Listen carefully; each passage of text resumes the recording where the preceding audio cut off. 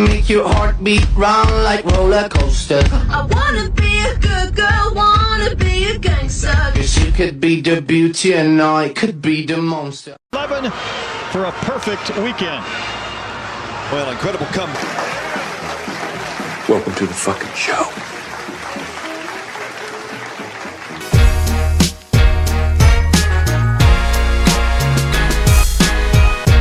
Hello, darkness, my old friend. Welcome back into the Door Report, episode 263 on an actually lovely and sunny Tuesday evening, March 12th, 2024. I am Will Byrum, joined as always by my co-host, Trevor Hulan. Here at the Door Report, we are powered by 615 Collectibles. If you're into sports cards or sports memorabilia of any kind, 615 Collectibles has an unmatched selection that continues to grow every single day.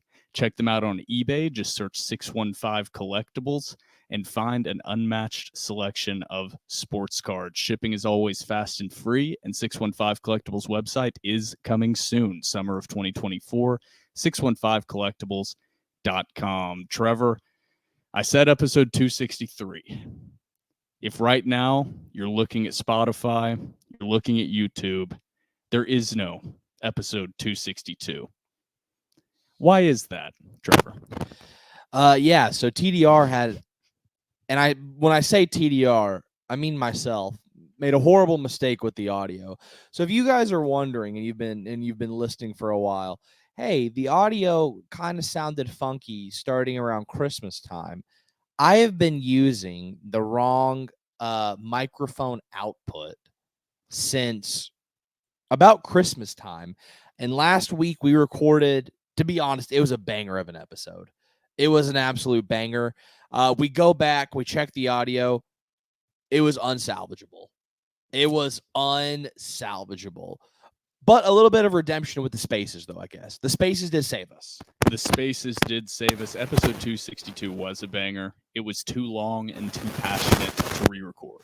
That was the main. If it was like a 25, 30-minute episode that we just banged out and went through the motions, we might have re-recorded episode 262. But we poured our heart and soul into episode 262, pretty much just like we do every single episode. It's just the TDR way. The only thing, well, we'll get into this more. This is still the intro here, actually. So RIP episode 262, the Vandy boys keep on rolling. A lot of games to recap. / rehash. We're not going to recap or rehash all the individual games, of course. But we are going to bring up some interesting stats for Vanderbilt throughout this baseball season so far. We also have Vanderbilt basketball's regular season to kind of recap in a way. Not going to be a full recap because we know how it played out. Vanderbilt basketball in the first four of the SEC tournament tomorrow at 6 p.m. against Arkansas, tomorrow/today when this episode is released. And then we will have a little bit of discussion about Jerry Stackhouse, which is pretty much all the spaces was about. Yep, Jerry Stackhouse and Candice Storey Lee being a fraud. Losing faith in the admin / faith has been lost. Yep. There's no more losing faith. The faith is gone when it comes to Candice Storey Lee now. The faith is gone. That might be a good title for this episode. We might have the title right in front of us. Boom. All faith Banger. is lost. All hope is yep. lost. Whatever you want to call it, we'll figure it out. But before we get into all that and much more, don't forget to follow us on Twitter and Instagram at The Door Report. Like us on Facebook, subscribe to our YouTube channel. Our podcast is available on iTunes, Spotify, Google Podcasts, and YouTube. And while you're at it, give our podcast 5 stars and a review on iTunes. It's now time for segment 1. What about when you saw the match get lit? Why didn't you say Hey, dog, I'm part of a podcast. Welcome back into episode 263 of The Door Report. I keep wanting to say episode 262. 263 for some reason is just not rolling off the tongue. One of the major things I was upset about losing the audio on episode 262. Not upset at you. Mm-hmm. You know, you might be a little underpaid as the video editor, I'm the editor. You're the editor. I don't edit jack shit. Dude. You're the live producer. Well, our producer's asleep. somewhere being a lazy little bastard. Yeah, not checking audio quality per usual. But one of the main things I was if anything she does is she disrupts the entire production. The crinkling noise. What production manager disrupts the live production? The cat. Phoebe the producer. Phoebe the goat. producer. But I was a little upset because I ran through and got all of Vanderbilt's or all their pertinent offensive and defensive stats so far this season for Vanderbilt baseball, where they ranked in the country and kind of a per 9 innings statistical breakdown. And we ran through all of that and we debated, is it too early to really judge? Well, now Vanderbilt, outside of a couple games, about to hit SEC play. So probably a good time now to look through the stats and what they've done so far this season, maybe even better than it was last episode. So we're trying to make lemonade out of lemons here, even though we lost EP 262. Trevor, I don't want to make you feel bad. That is the last time I will bring it up. I know you were feeling guilty. Really? Hey, we should really blame Billy because we had to create a whole new aggregate for the mics for Billy. So maybe it's Billy's fault. A mic we didn't even use because we didn't have the proper connecting cable. We didn't have an XLR, an additional. I totally forgot. I'll just get the mic. Little did I remember, I needed another freaking cable. Win some, you lose some, but always remember it's Billy Derek's fault. Anything bad happening to Vanderbilt, anything bad happening with TDR, it's always Billy Derek of VandySports.com's fault. We also need to make a note. People love to be like, ooh, TDR's the curse. Ooh, Trevor, you tweet about the green uniforms. Bad juju. Ooh, you're at the game. They lost. Da, da, da, da, da. Maybe. Just maybe. A lot of people like to say it went downhill with the fat V. But really, I think we can pinpoint the downfall of Vanderbilt athletics. It's when Billy Derek went to VandySports.com right before the football season. Football season we had a lot of expectations for.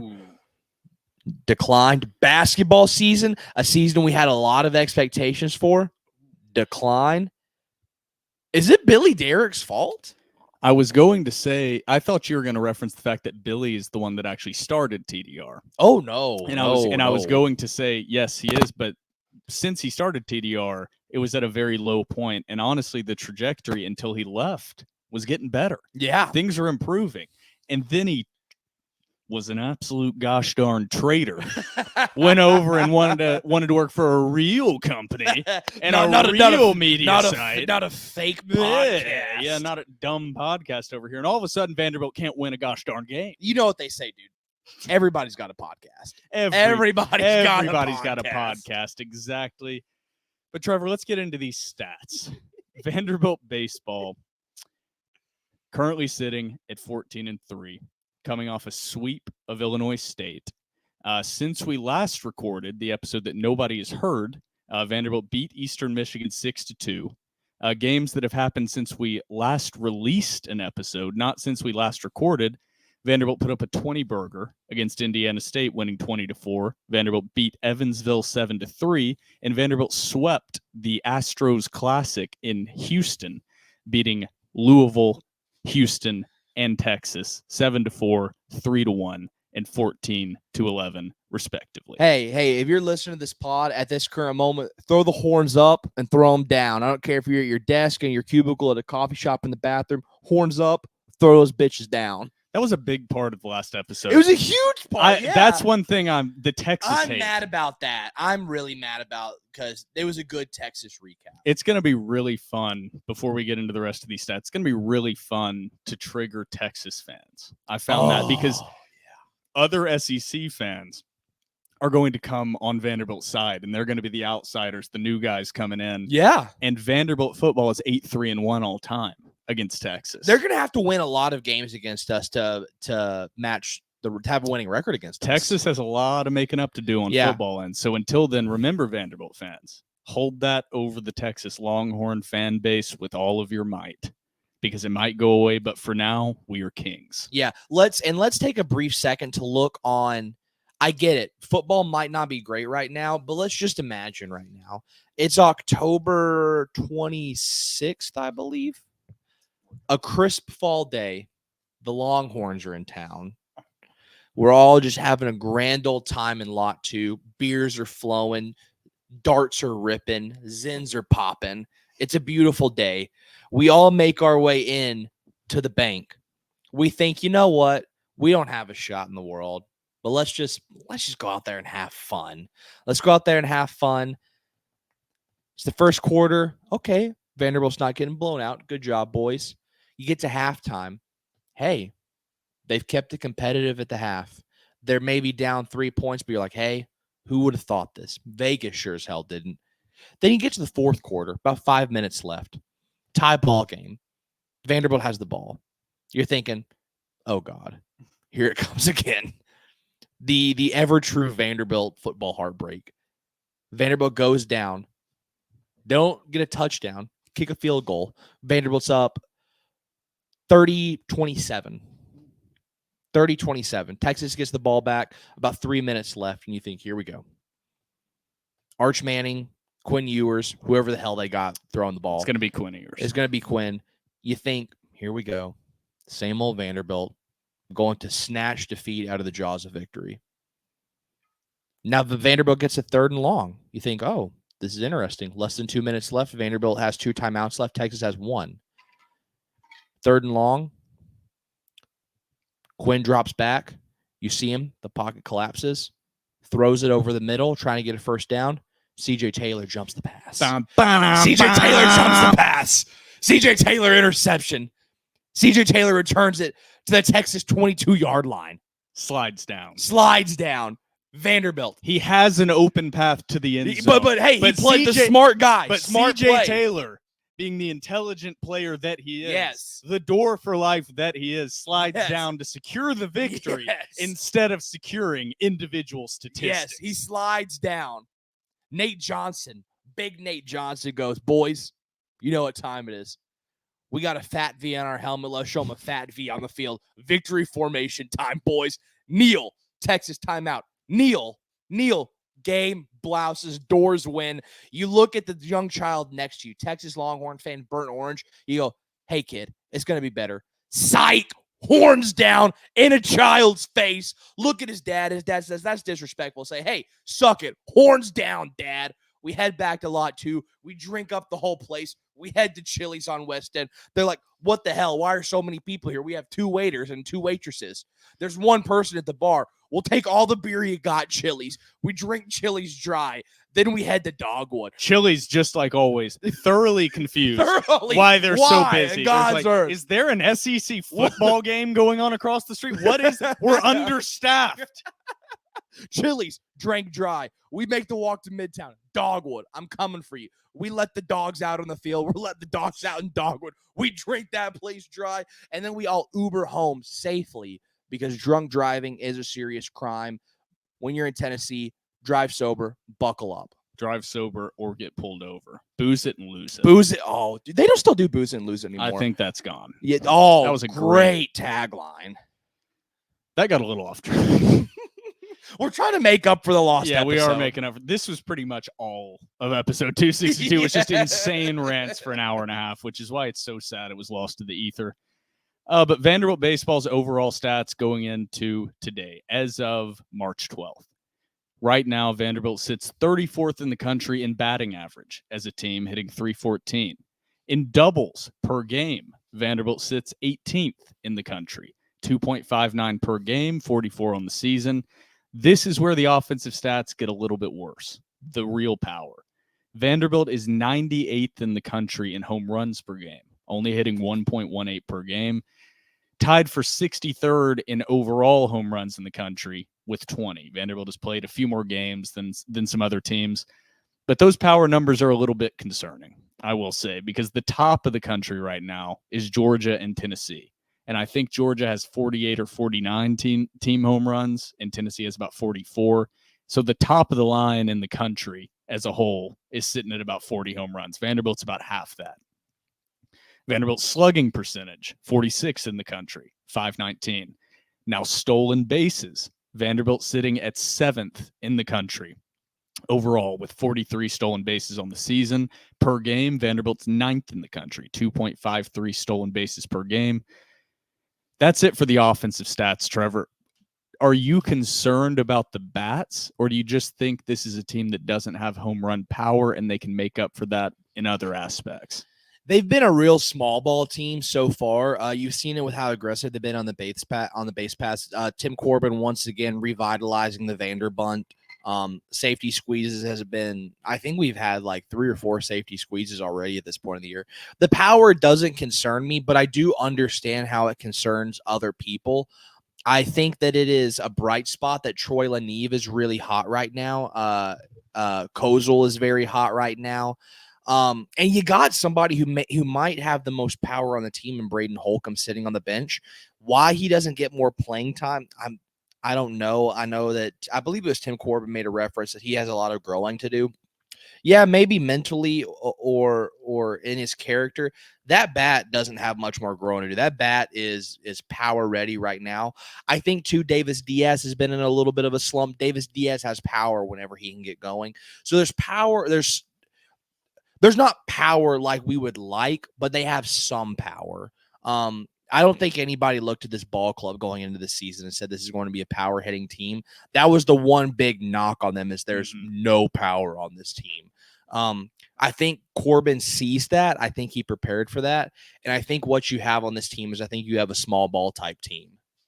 Unfortunately, I think you're right. It's still early, but the pitching is not going to get easier to hit against in SEC play. So if you're not seeing inflated home run numbers from a team that frankly hasn't had the easiest out of conference schedule in the country by any means, but it certainly hasn't been a gauntlet or anything like that. There's been plenty of very winnable games against subpar programs. We did not a name you just mentioned. We did give quite a bit of a shout out to on episode 262, but Camden Cogiel being SEC Freshman of the Week. That was another thing we hit on for a bit. I just want to read off his stats from the week that he had because they're insane.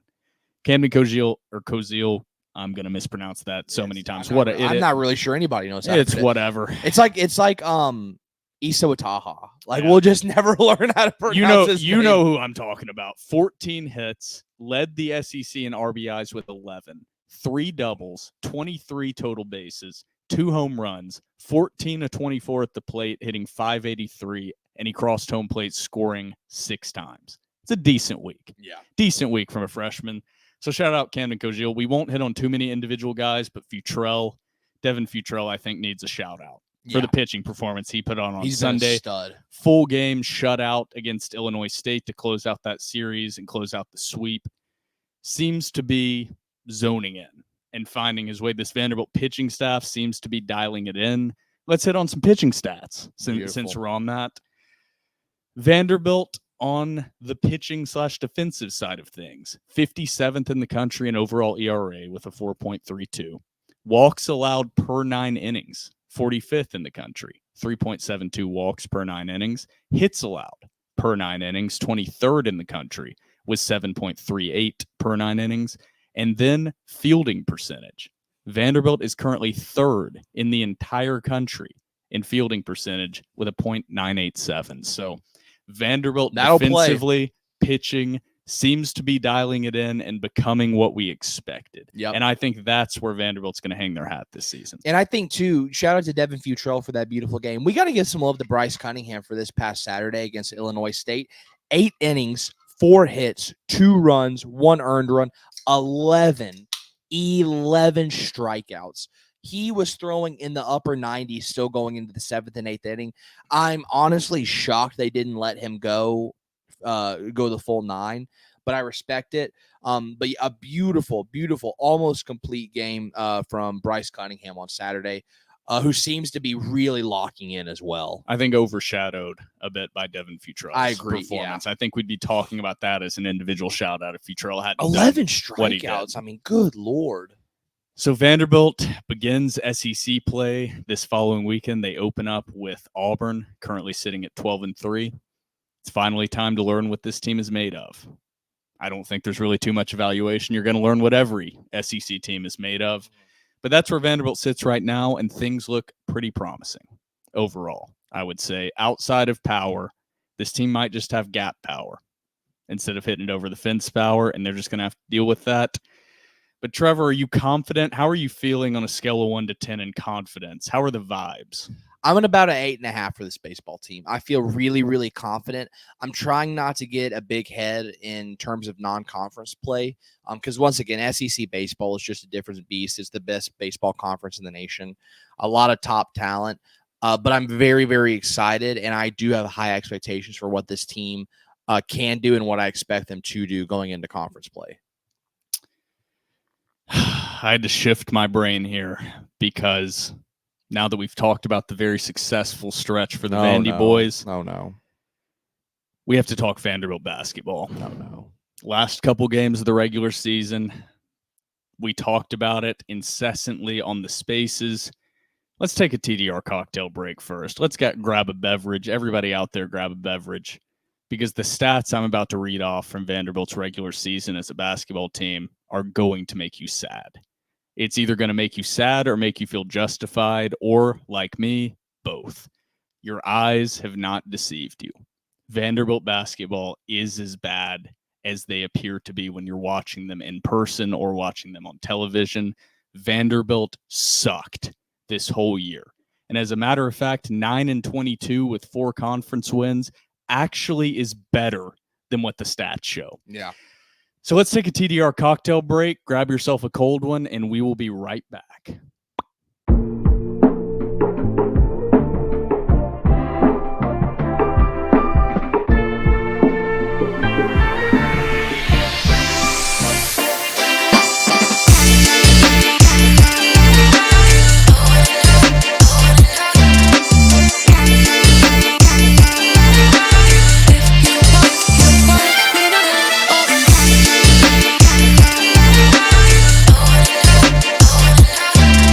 Welcome back as my voice cracks from the TDR cocktail break. Welcome back into episode 263. It's now time to talk about the joyous topic, the fun topic of Vanderbilt basketball. Trevor, are you ready? I'm going to sit this portion out, brother. I'm going to sit this out. I will interject angry commentary every now and again, but I wish, honestly, no, I'm not going to say that. I don't wish that, actually. I don't even know where you're going. I was going to say we should just abolish the basketball program, but I love Vanderbilt basketball too much. I think we should abolish Jerry Stackhouse. But Candice Storey Lee doesn't want to. Well, Vanderbilt basketball's won 3 of their last 9, so 2 of their last 4. Hard to argue with those numbers. That's success. That's the right trajectory right there. However, unfortunately, Vanderbilt did finish the season overall 9-22, 4-14 in conference, second to last in the SEC, 13th overall in the SEC, only ahead of Missouri, who went 0-18 in conference play. Pretty impressive. Impressively bad Missouri basketball team. I wanted to do these Vanderbilt basketball regular season stats overall in the country. I wanted to do points per game in the country, assists per game. Vanderbilt ranks so low in all of those, it's impossible. So I had to break out most of these stats by just in the SEC and where Vanderbilt sits just in the SEC. Vanderbilt right now, and this is all according to ESPN. So if you have issues with these stats, check out ESPN because they're right. Vanderbilt right now, 323rd in the country in points per game. That'll be the last time I read off an in the country stat. The rest of this will be SEC. Points per game, Vanderbilt averaged 67.4. That is last place in the SEC, 14 out of 14. Vanderbilt was the only team that averaged below 70 points per game in the conference. In fact, no one else averaged below 72 points per game in conference, a full 5 points below the next worst offensive team. Vanderbilt, as a team, shot 39.4% from the field, ranking 14th in the SEC. From the three-point line, Vanderbilt shot 28.1%, ranking 13th in the SEC. From the free throw line, Vanderbilt shot 71.2%, ranking 11th in the SEC. Assists per game, Vanderbilt averaged 9.3 per game, ranking 14th in the SEC. The only SEC basketball team that did not average double-digit assists per game as a team. The only one. Vanderbilt ranked 12th in the conference in rebounds per game, 34.4. On the defensive side, Vanderbilt ranked 12th in steals per game, 6 per game. Blocks per game, Vanderbilt was tied for last with only 2.9 blocks per game. Now we go to the rest of the defensive stats. Vanderbilt was the worst defensive team in the conference, as well as the worst offensive team. Overall, in points per game, Vanderbilt gave up 75.4 points per game. That's only 9th in the conference. You're thinking, not so bad, right? That is 100% because of Vanderbilt's slow pace of play, not because of good defense. Vanderbilt, last place, 14 out of 14 in defensive field goal percentage. Team shot 45.6% against Vanderbilt. That's insane. Last place in the SEC in three-point percentage against. Vanderbilt ranked 14th, giving up 37.4% from the three-point line against opponents. Insane. That is nuts. That's even more insane. That is how shitty Jerry Stackhouse is at designing a defense and building a roster that can play defense. And maybe these stats would be decent or even okay if this team was good on the offensive end. Yeah. But they're even worse on the offensive end somehow. Vanderbilt is 13th in the SEC in turnovers forced per game, only forcing 10.9 per game. There are 0 defensible team stats that I could find. I can't even find a case that Vanderbilt is not the worst team in the SEC outside of Missouri. Yeah. There is no case. It's Missouri being historically bad, and then Vanderbilt also being horrendous, but being outshined by how horrific Missouri is. Yep. And a lot of the times when you look at these stats, Missouri ranks better than Vanderbilt in these stats, even though Vanderbilt was able to grind out 4 conference wins. So shout out to the players for grinding out 4 conference wins, but the embarrassing performances you saw were not your eyes deceiving you. This team really does suck that badly. And Jerry Stackhouse did nothing to adjust. They were awful in game 1 against Presbyterian, and they were awful through the next 30 games. Yep. And here we are with single-digit wins overall at the end of the season. I mean, it's just, I don't know how, even if you weren't a stats person. Year 5. I don't know how you could just watch Vanderbilt basketball, not even keep up with the stats, but just watch Vanderbilt basketball and say, this man deserves to keep his job. And then whenever you break down the stats, you look even further into it. I don't understand, dude. I don't get it. And it saddens me deeply. There's no viable defense for Jerry Stackhouse keeping his job. 0 NCAA tournaments now in 5 seasons, unless they make a miracle run in the SEC tournament, which is not going to happen. 0 NCAA tournaments in 5 years. No clear path of growth or clear path to winning in the future. No incredible class, no youth to build on currently in the program. There's nothing. The only reason possible that Jerry Stackhouse could be retained is because Candice Storey Lee, an inexperienced, completely unqualified athletic director whose only experience is within the Vanderbilt University administration, which is a garbage fest shit show firestorm. The worst athletic department in the country, bar none. That's her only experience. Yeah. And it's showing. Because the only way you can justify keeping Jerry Stackhouse, you can't even justify it, is that she gave Jerry Stackhouse with that extension such a big buyout, she has put herself between a rock and a hard place. And if that is the case, then she needs to be fired. Yep. But there was some news that we had a Spaces about. A Robbie Weinstein post on 24/7. I don't want to misquote it. Robbie gives and Robbie takes. I don't want to misquote it. I'm not going to read all of it. It was a long post on a Vandy 24/7 board about what Robbie has been hearing about Jerry Stackhouse's job status. So I'm just going to read the beginning of this, and maybe we'll reference some more sentences in this post. But in quote on 24/7, Robbie Weinstein says, Vanderbilt is expected to retain Jerry Stackhouse for the 2024-2025 season, barring a late/surprising change of course. I'm told that the Commodores have secured a substantial NIL war chest of the size to where they feel they have enough money to go buy a quality roster through the NCAA transfer portal. The reason I couch this is that I don't think the decision will be formalized until Candice Lee meets with Stackhouse for some sort of debrief after the season ends.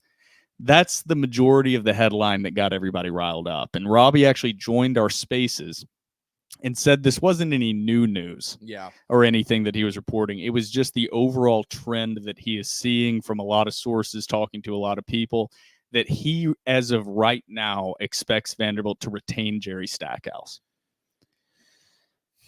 We went on plenty of rants. You went on an all-time rant at the beginning of our Twitter spaces that we had last week. They are alienating every single remaining fan that Vanderbilt has, and it's not a lot. There are not a lot of true Vanderbilt fans out there anymore, and they continue to make it more and more difficult by making asinine, stupid decisions that an FCS athletic director would scoff at. Yep. You are paying for hiring a woman with zero. I just want to repeat it because I don't think it's being hit on enough. Zero true experience. Her only experience is graduating from Vanderbilt, going to school at Vanderbilt to get her graduate degrees, and working in the athletic department at Vanderbilt under the administration that we all have great disdain for due to their lack of investment. And now you're just reaping what you sowed. And I got fooled by the fundraising efforts. I got fooled. Okay. Same. I wanted to buy in. I wanted to be supportive. But right now, the inexperience is just showing. And if the rumors are, just to put the numbers out there, the rumors are that Jerry Stackhouse has a buyout close to $14 million. That is the number that is getting thrown out there. We don't know officially, but that would make a lot of sense if Jerry Stackhouse is a buyout of around $14 million as to why they are finding a reason to keep him and why Candice Storey Lee is basically banking her job on Jerry Stackhouse. That's what's happening. I don't know if her brain has been able to connect the dots on that. Jerry Stackhouse was not her hire. Jared Stillman went on a good rant about this a couple weeks ago. She didn't hire Jerry Stackhouse, but now she is banking her entire career and her entire reputation on Jerry Stackhouse when he doesn't have any current roster built up or recruits that are going to contribute. So why is he the guy that you think is going to be able to utilize this war chest in an efficient way and bring together a winning roster? He's proven over 5 seasons he can't. Exactly. So what would tell you he can? Nothing. You want to know this? Do you know what Nate Oates' buyout is? $10 million. Nate Oates, one of the best college basketball coaches in America, has a buyout of $10 million. Jerry Stackhouse reportedly has a buyout of $14 million. We thought it couldn't get any worse. Gordon Gee, I tweeted this. Gordon Gee literally disbanded the athletic department. Vanderbilt did not have an athletic department during the mid 2000s to the 2010s. There was no athletic director. There was not. And then Zeppo's the one good thing he did was bring back the athletic department. Gordon Gee literally dismembered the athletic department. Gordon Gee said that Vanderbilt was on the trajectory to not having sports because he thought that was a good idea for the institution. Candice Storey Lee has somehow brought Vanderbilt to a lower level than Gordon Gee. Think about that. Vanderbilt basketball during the mid-2000s, electric. No athletic department. Vanderbilt football had their first bowl game since 1982 and 2008. Vanderbilt went to another bowl game in 2011, 2012, 2013. Now, granted, those three were under an athletic department. Vanderbilt went to a bowl game for the first time since 1982 in 2008. Vanderbilt basketball was good, making tournaments in the mid-2000s. Candice Storey Lee has brought this program lower. I'm going to say this, and I'm not a Vanderbilt historian by any means, but I think this is the lowest point. I truly believe this is the lowest point in Vanderbilt athletics history, all because of Candice Storey Lee and what she has done during her time as Vanderbilt athletic director. And I'm totally with Will. I was duped. I loved Candice Storey Lee. I saw the renovations, I saw the blueprints, and I thought, wow. I thought for the first time in Vanderbilt athletics history, I thought that it was finally changing. Vanderbilt was finally turning the corner. Vanderbilt has not turned the corner. Vanderbilt has taken 5 steps back. And these renovations that we got excited for mean nothing now. They mean absolutely nothing. You can keep Memorial Gym the same. You can keep First Bank the same. They could literally stop construction right now and just keep keep the end zones as a dust bowl and keep the Hawk the same. And if she's gone and Vanderbilt hires a new athletic director with more experience, with a better vision, knows what they are doing, Vanderbilt would be in a better place than they are right now.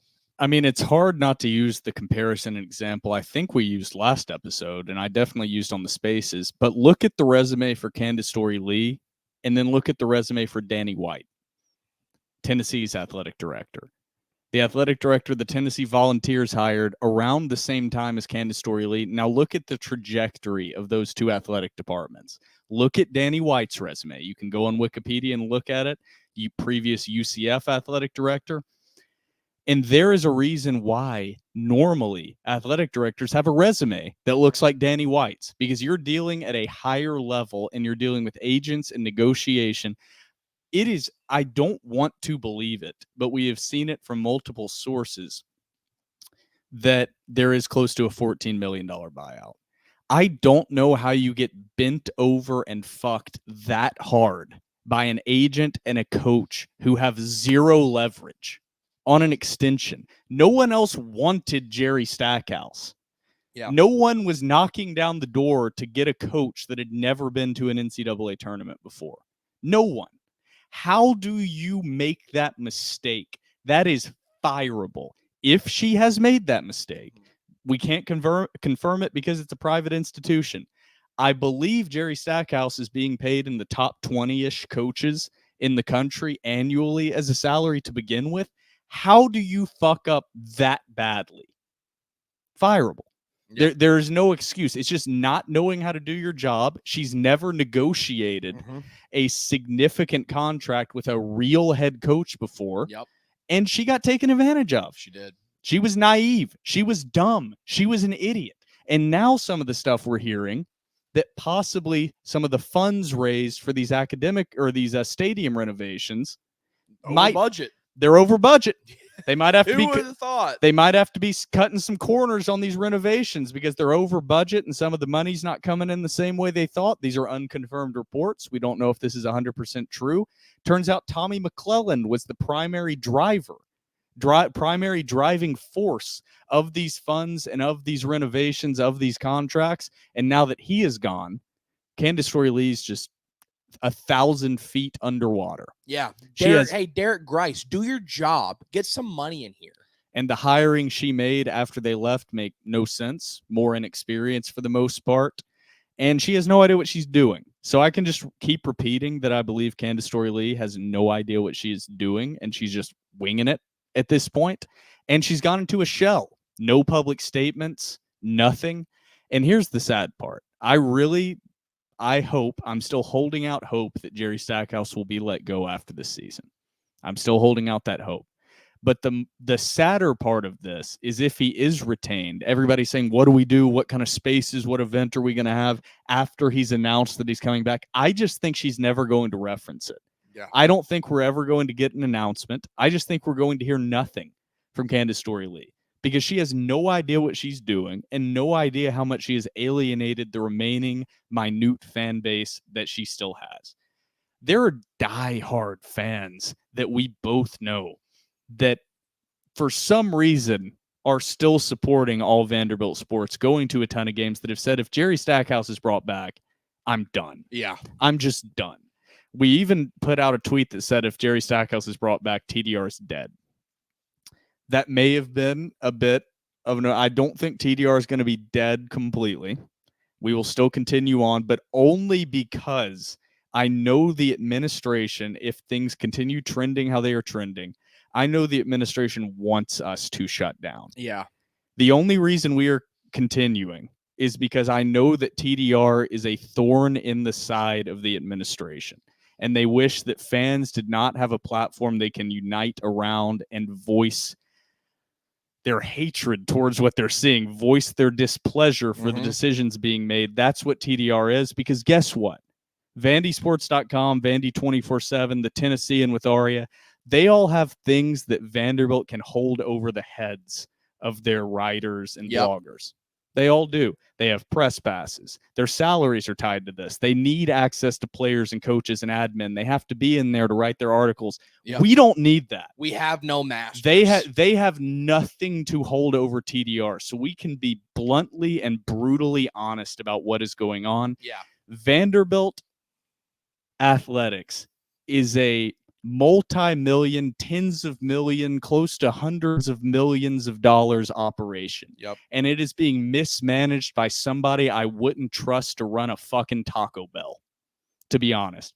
Candice Storey Lee has no real world experience. She has been hung up in a bubble of Vanderbilt academia and all this theoretical decision making. And now that she's making decisions, they're not working. Yep. Who would have thought? Academics and intellectuals are out of touch with the reality of things. Yep. Who would have thought? And that's why Vanderbilt is where they are. It's not just Candice Storey Lee. It's been going on for 50 years. But just because you read it in a book and stayed in your private academic bubble does not mean you're smarter than everyone. In fact, you're running this program further into the ground when I frankly didn't think that was possible. Yeah.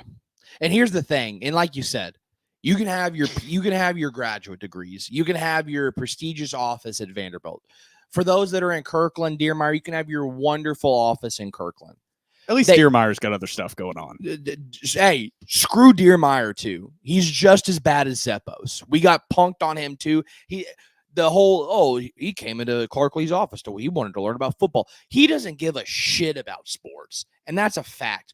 Nobody in Kirkland does. Nobody in Kirkland ever has. And I'm afraid nobody in Kirkland ever will care about Vanderbilt fans or sports. But here, let's let them in on a little secret. Education costs a lot nowadays. We're going to give you a little tidbit of education, totally free, courtesy of TDR here. You can have all your meetings. You can have all your coming together of the great minds at Vanderbilt and think, what do fans want? How should we appease them? This is what fans want. Fans want to see a winning product. That's all. Fans will sit in fields and watch on a dirt on a milk crate. We will sit on milk crates. We will watch a basketball game be played on dirt if they are winning. That's all we want. We don't care about upgrades. We don't care about concessions. We don't care about the beer or whether you guys sell Pepsi or Coke. We don't care. We don't care if you have food at the gym, at the stadium, or at the ballpark. Fans just want to see a winning product. And like I said on the Spaces, all you guys really have to worry about are two sports. You don't even have to worry about the other major sport that most other institutions have to worry about in baseball, because you guys haven't provided for baseball whatsoever. Tim Corbin has provided for baseball, and Vandy Boys alum have provided for baseball. What makes the Hawk nice? All those nice upgrades for players and whatnot. Those are alumni donations. Those are Vandy Boys alumni donations specifically to the Hawk. I don't want to cut off your rant and keep going after this. The reason Vanderbilt baseball has the facilities they do and the reputation they do is because the administration has just let them go. Yep. And not done anything, negative or positive. They've just been like, Tim Corbin, you're hands off. You're just in charge of this. And look what Tim Corbin has been able to do. He has turned Vanderbilt into the Alabama of college baseball. This is whenever Vanderbilt administration, the athletic department takes their hands off, good things happen. It's crazy. It is so the opposite of every other athletic department, to where you want them to be involved. You want their input. You want them to fundraise. Whenever Vanderbilt takes their hands off of a sport, it thrives. And you've seen, like you said, that's a great point with baseball. a sensational point of baseball. Hands off, and Tim Corbin has turned a historically bad baseball program, the Vanderbilt football of college baseball, into the Alabama of college baseball in a short period of time. Yeah, I don't want to keep repeating rants, and these are a lot of similar rants we went on the spaces. You even said that Vanderbilt fans want a winning product, and I think that is the final goal, right? Well, I'll take a competitive product but at this point. What I'm hitting at is all Vanderbilt, and the administration only has so much control on the actual winning, right? They just have to make the high-level decisions, and it has to play out over 3, 4, 5 years. What Vanderbilt fans want is just for Vanderbilt to make decisions that are comparable to other Power 5 schools. Just decisions that other Power 5 schools would make. Yeah. And right now, every other Power 5 school that I can think of would fire their basketball coach after 5 years of no NCAA tournament, no real success outside of the self-stroking of the end of last season that did nothing. No. Just an SEC co-coach of the year and no actual success for the team. And then you get bumped out of the not invited tournament. That's Vanderbilt fans just want normal decision making.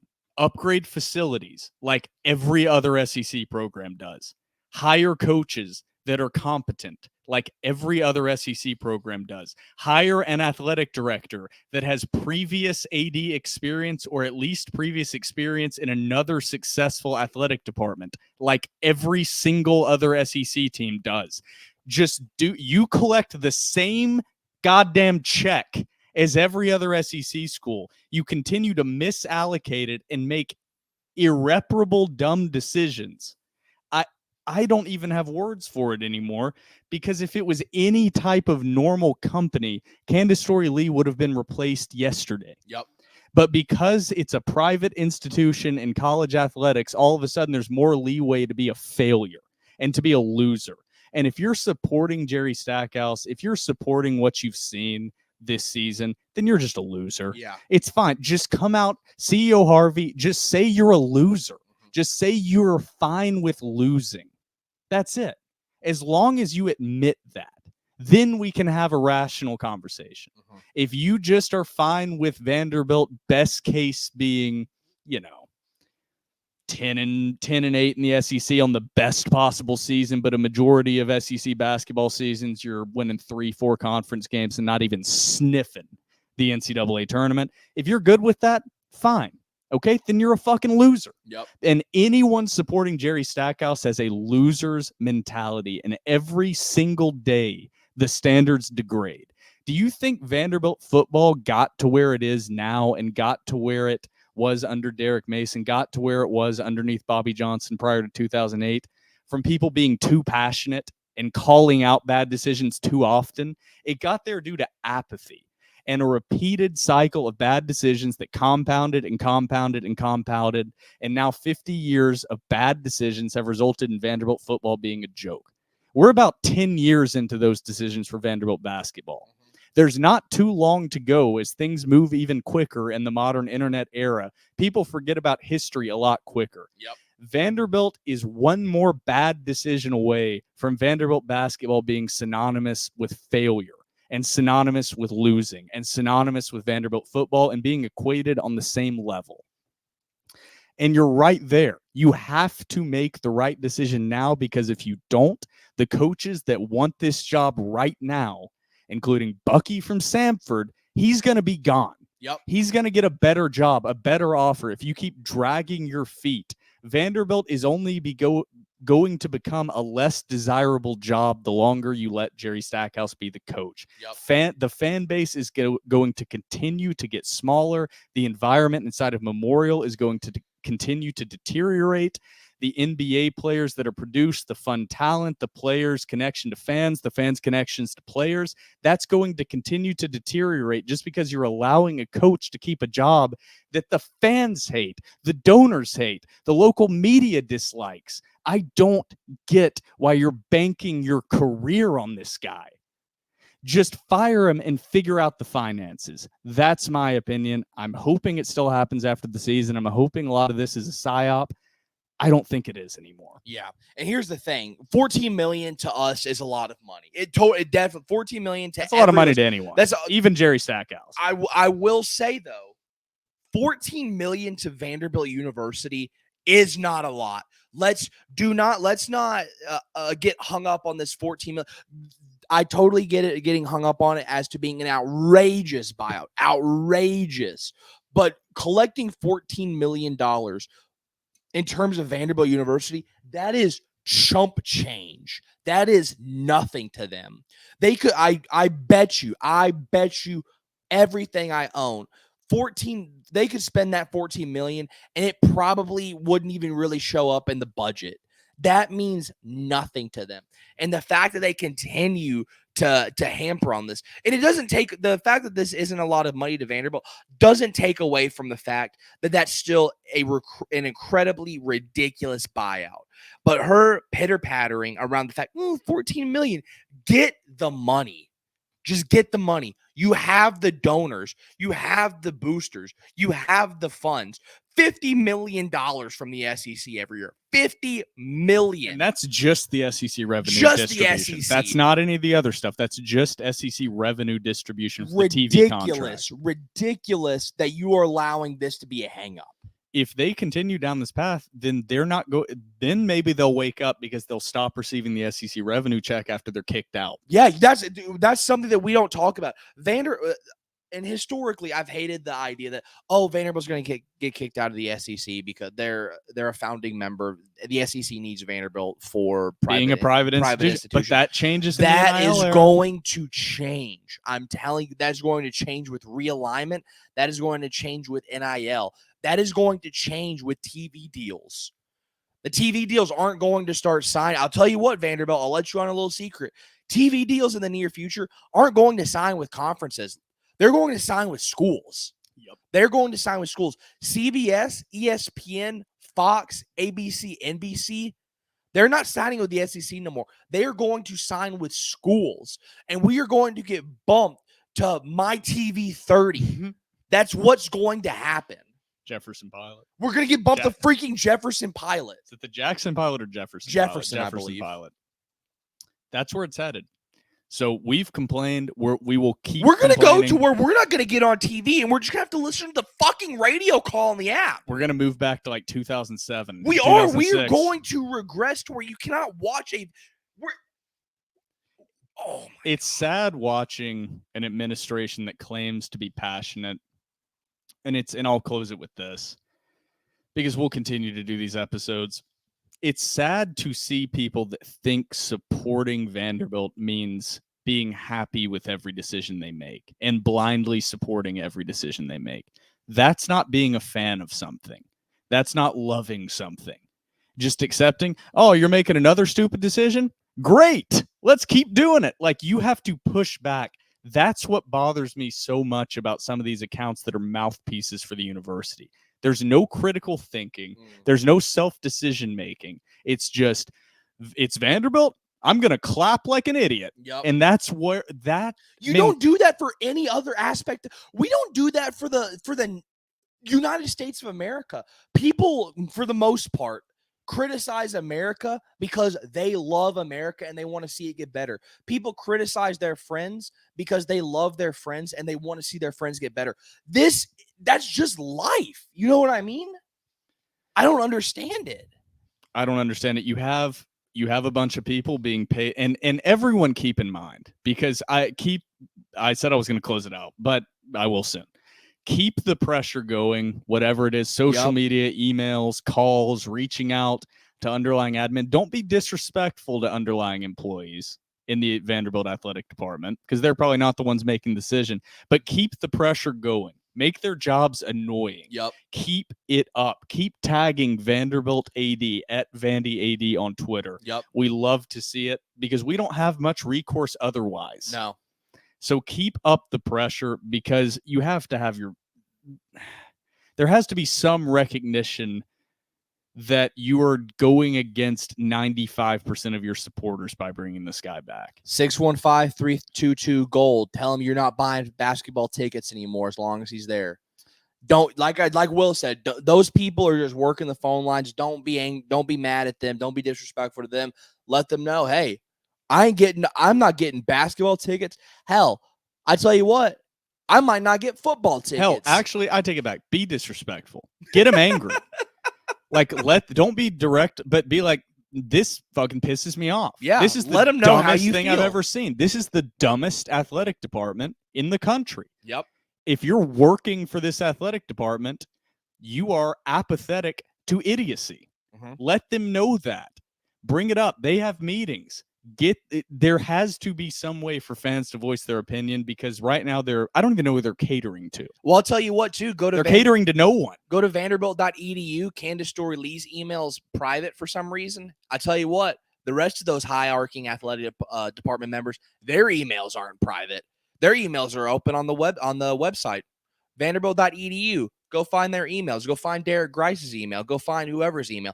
Email them and let them know that we cannot continue this. Email Patel. Email whoever has an email within the athletic department and tell them that this is absolutely unacceptable and demand change now. Absolutely. Trevor, are we going? This is the last question I have for you. Are we going to the SEC tournament tomorrow? I can't be in the same building as Jerry Stackhouse. I'm going to try. I was hoping Vanderbilt, with how the schedule, I knew it wasn't going to, because I think normally the 12-13 game is before the 11-14 game in seeding. The tip-off time is 6 p.m. I'm living out in the Brentwood area. We'll see if I can make it with work. A little bit of busy time at work right now. I'm going to try to attend the game just so I can boo Jerry Stackhouse. That's the only reason. And I actually think Vanderbilt's going to win the first game of the SEC tournament, to be honest. I think they're going to beat Arkansas. Also, we have to address a funny tweet. Whenever we were on our spaces, we were like, hey, it's time to get disrespectful. It's time to let them know how you feel. I forget the account, but somebody tweeted that during the Florida game, we should, it didn't happen, obviously, but that we should pull an old school Florida game and instead of throwing tennis balls in the court, throw golf balls. And people got upset at that tweet. For one, I thought that tweet was hilarious. I retweeted it. I thought it was a funny tweet. I thought it was funny, too. Golf balls could be dangerous, but at the same time, I don't think anyone was actually planning on throwing golf balls onto the court. But I thought it was a great tweet. I mean, yeah, I thought it was very, very fun. I mean, they threw golf balls at Lane Kiffin. It turned out to be a huge social media sensation. Well, I'm going to try to make it to the SEC tournament tomorrow. We will see. If anybody has free tickets, please feel free to slide into my DMs. I'll probably not be buying tickets until later tomorrow once I see how my work schedule plays out. But Trevor, anything you want to add here before we close out episode 263? Fire Jerry Stackhouse and fire Candice Storey Lee. At Daniel Diermeyer. At Daniel Diermeyer. Daniel Diermeyer resigned. Just as long as he fires Candice Storey Lee and fires Jerry Stackhouse, no problem with Diermeyer. Don't care. Resign, Diermeyer. You're just like Zeppos, except you're German. Well, that's a great way to close it out. For myself, Will Byrum, and my co-host, Trevor Hulan, this has been episode 263 of The Door Report, powered by 615 Collectibles.